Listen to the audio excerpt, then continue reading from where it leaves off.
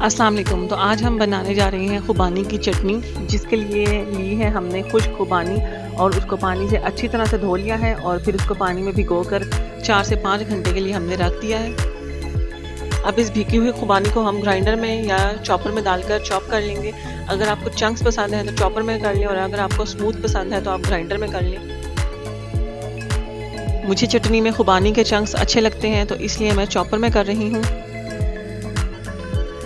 और अब हमने इसको पकने के लिए रख दिया है चूल्हे पे और साथ ही हमने इसमें कुछ मसाले शामिल किए हैं, जिसमें है नमक, कुटी हुई लाल मिर्च, भुना कुटा हुआ सूखा धनिया और जीरा, पिसी हुई लाल मिर्च और चीनी। और अब हम इसको गाढ़ा होने तक पकाते रहेंगे और बीच में चम्मच भी चलाते रहेंगे ताकि ये देगचे के साथ ना लग जाए। तो लीजिए जनाब, हमारी मज़ेदार चटपटी सी खुबानी की चटनी तैयार हो चुकी है। रेसिपी ज़रूर ट्राई करिएगा। इंशाल्लाह मुलाकात होगी। अल्लाह हाफिज़।